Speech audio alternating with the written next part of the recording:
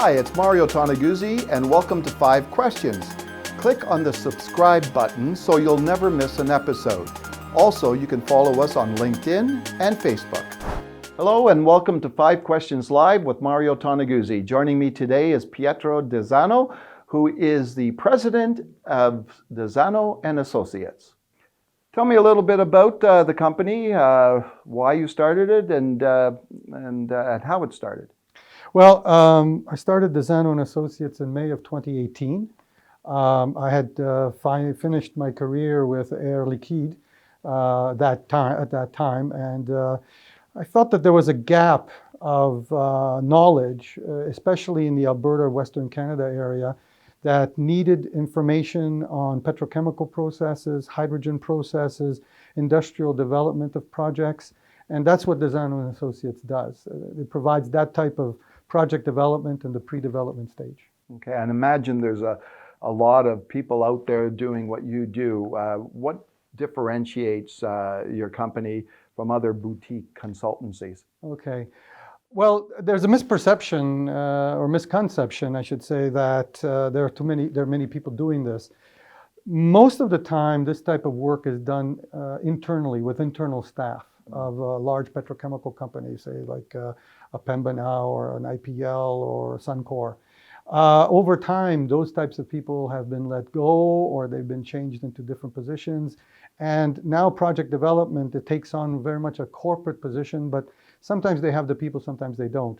And what differentiates my company from others that try to do that is that we look at things holistically. We look at how the project has to be fitting into a demand structure for, is there a real demand for the product first?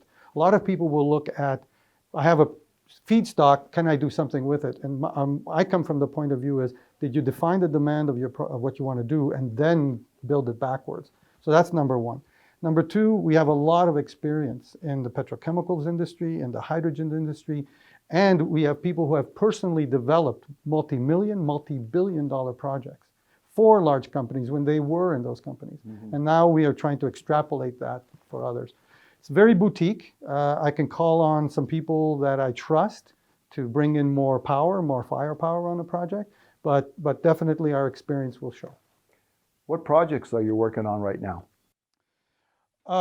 Some of the things that we're noticing is that there's less petrochemical type projects that are being looked at, but we're looking definitely at a lot of hydrogen projects. Mm-hmm. So hydrogen can be defined as gray, blue, or green. Gray hydrogen is hydrogen that is just produced from fossil fuels. Blue hydrogen is, they're produced from fossil fuels, but you capture the carbon dioxide and you try to sequester it.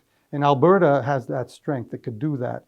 But what other companies or other industries are looking for is green hydrogen, where you're getting electricity from a solar power or from wind power farms, and that uses electrolysis, and you have a green hydrogen. You can use that, all of the hydrogens are the same, it's just the way they're produced, but you could use the hydrogen now for different processes. Green hydrogen is more expensive, and what I'm being asked to work on is, how can I fit the green hydrogen into a price structure? How can I make it better? How can we fit it in? Who should we be looking at? Which suppliers might help better on one project versus another? Mm-hmm. So those are the types of projects I'm working on.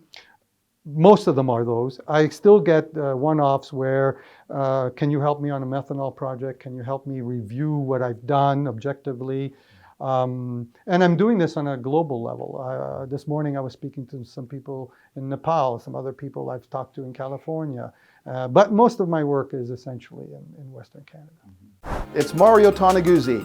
Do you want to highlight your company on my next episode of 5 Questions? Click below. When you look at the environment out there today and the business climate, the economy, you talk to a lot of companies, obviously. How bad is it out there in the market right now? I think it depends on the industry. So we look at Western Canada, we're always looking at the lower crude price and how it's impacting capital investment.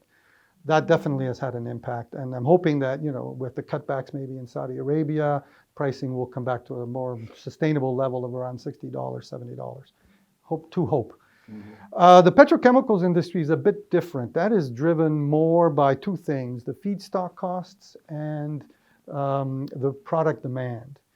At the moment, Western Canada has low feedstock costs. It's definitely an advantage. But its location and the demand that's going on because of COVID-19 and all the uncertainties that have happened, it's putting a real damper on what companies see and can forecast as to what their projects are going to do. So let's assume you want to make, just taking an example, styrene, okay? That's used in packaging.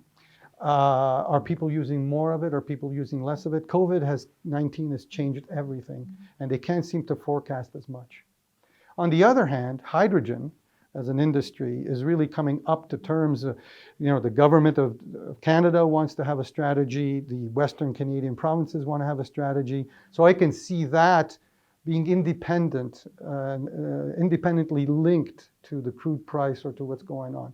So if you look at, you have to really break it down into the industry and the product they're going to make. Some are quite positive, others are in the doldrums. Yeah.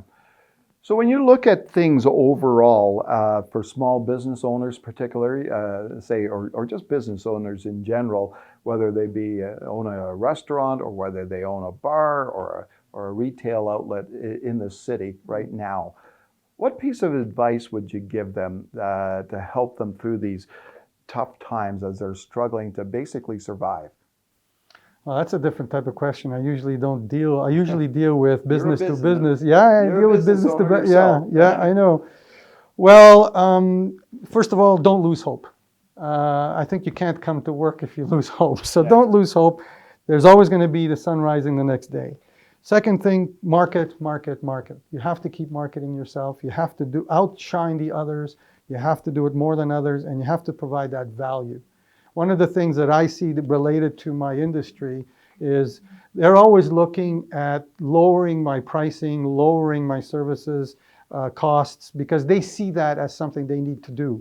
And what I go back to is I don't fight on price. And I want other people to, depending on their industry, some things might be price sensitive issues. But in general, I think people will always look at value. And if you can provide a value proposition, a unique value proposition, where you can develop loyalty, brand loyalty, or store loyalty, or anything of that nature, you're going to be able to ride out the storm better than others. That's my personal opinion, and that's how my company works. Okay, great. Thanks for joining us today, Pietro. You're very welcome.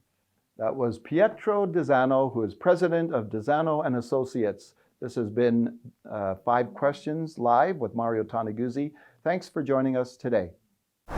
Hope you enjoyed the episode. Remember, if you want someone you know to be our next guest, click below in our description. Thank you for watching, and please subscribe so you'll never miss an episode.